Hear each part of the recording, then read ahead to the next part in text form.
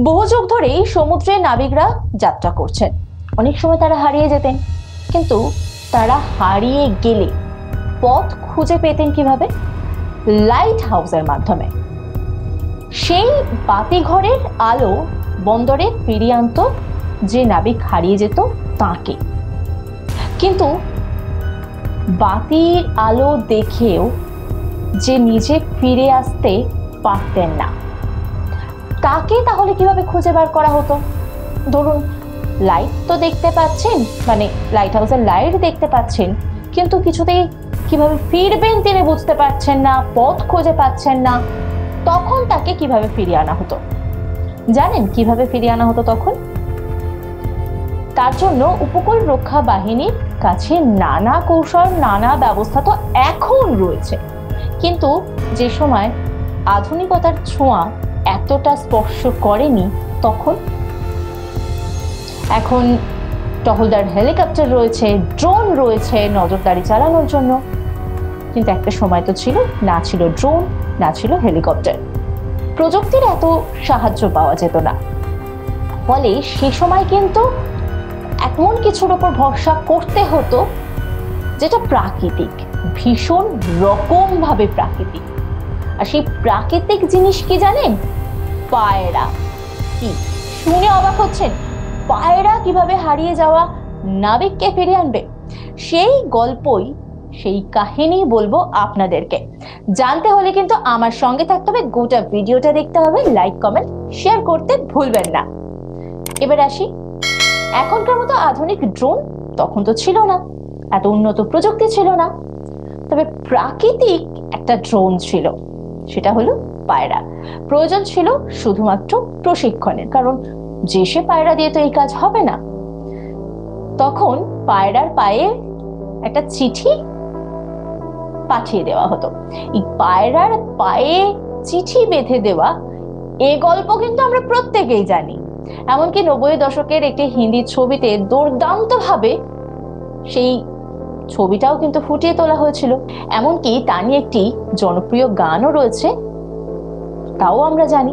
কিন্তু সেই পায়রাই যে এনে দিতে পারে অতল সমুদ্রের মাঝখানে হারিয়ে যাওয়া নাবিককে, তাকে খুঁজে আনতে পারে, এটা তো ভাবাই যায় না।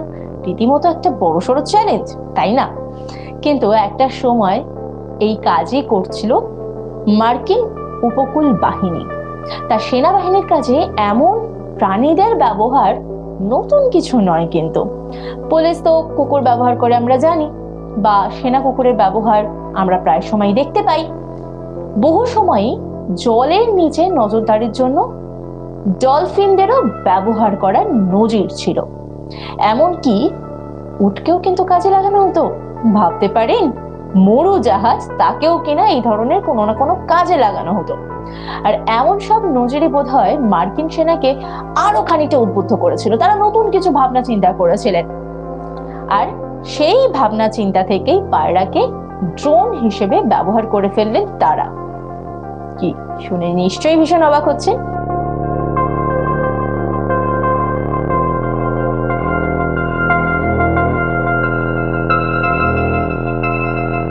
এই প্রসঙ্গ যখন বলছি, সমুদ্রের কথা বলছি, তখন বলি যে কিছুদিন আগে আমি একটা ভিডিও করেছিলাম আন্টার্কটিকার রহস্য। এমন কি রহস্য যার জন্য বিজ্ঞানীরা রীতিমতো অবাক হচ্ছেন, তাদের ঘুম উড়ে গেছে। যদি সেটা জানতে চান তাহলে উপরের আই বাটনে ক্লিক করুন, বা নিচের ডেসক্রিপশনে দেখুন একটা লিংক দেওয়া রয়েছে, সেখান থেকেই কিন্তু জানতে পারবেন যে বিজ্ঞানীদের ঘুম কেন উড়ে গেছে।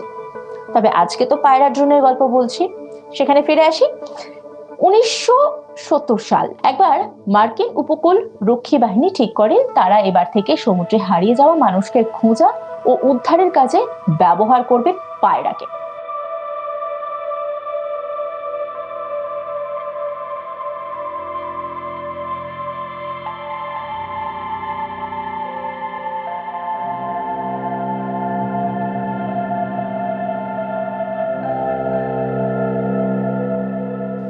ওই প্রকল্পের নাম কি রাখা হলো জানেন?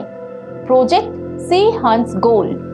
যন্ত্রের বদলে রিয়েল টাইম স্পটার দিয়ে উদ্ধার কাজ চালানো আরো বেশি সহজ হবে। এমন একটা বিশ্বাস থেকেই শুরু হলো পায়রাদেরকে প্রশিক্ষণ দেওয়া।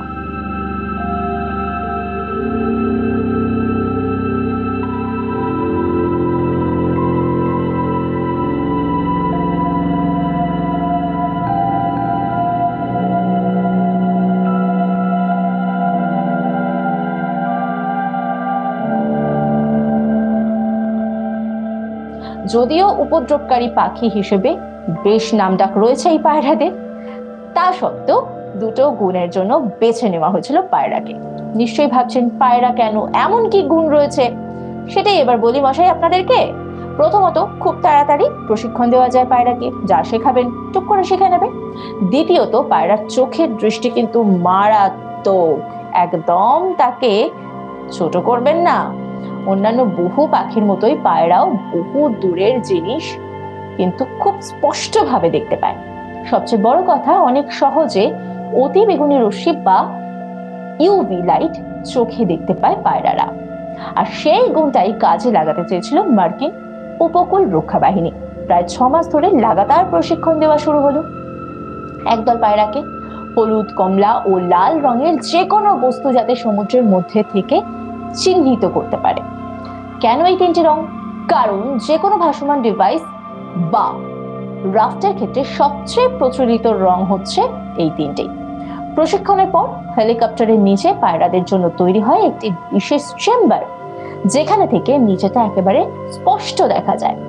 এইভাবেই প্রশিক্ষণ দেওয়া হয়েছিল যাতে উজ্জ্বল কোনো রং দেখতে পেলেই তারা সেই কক্ষে রাখা বিশেষ প্যাডেলে চাপ দেয় এবং সেই সংকেত চলে যায় সোজা উপকূলরক্ষী বাহিনীর কাছে। পরীক্ষায় দেখা যায় যে 90% সময়ে ওই উজ্জ্বল জিনিসগুলি চিহ্নিত করতে সফল হচ্ছে পায়রাগুলি, যেখানে মানুষের সাফল্যের হার মাত্র 38%। ফলে এই প্রকল্প যে সুপার ডুপার হিট হবে তা তো বলার কোনো অপেক্ষাই রাখে না। তবে এই প্রকল্পের খরচ ছিল বেশ বেশি। আগামী 2 বছরে এই প্রকল্প বাবদ যে বাজেটের লক্ষ্যমাত্রা দিয়েছিল উপকূল রক্ষী বাহিনী, তা ছিল চমকে ওঠার মতোই। সেই সময় দাঁড়িয়ে 12 কোটি টাকারও বেশি অর্থমূল্যের লক্ষ্য রেখেছিল তারা। ভাবুন, এত টাকা সেই সময়, ভাবতে পারেন? কিন্তু বুঝতে পারলেন তো যে কেন পায়রাকে ড্রোনের মতো করে ব্যবহার করা হয়েছিল? এখন তো অত্যন্ত আধুনিক অবস্থা, কিন্তু সেই সময় তো তা ছিল না। তখন পায়রাই কিন্তু ভরসা ছিল। এরকম নানা আপডেট রয়েছে কিন্তু আপনাদের জন্য। আর সেই সমস্ত যদি নতুন নতুন তথ্য জানতে চান, তাহলে অবশ্যই নজর রাখুন আজ তাক বাংলার ইউটিউব স্ট্রিমিং এ। লাইক করতে ভুলবেন না, আর ভিডিওটা কেমন লাগলো সেটা অবশ্যই কমেন্ট করে জানাবেন।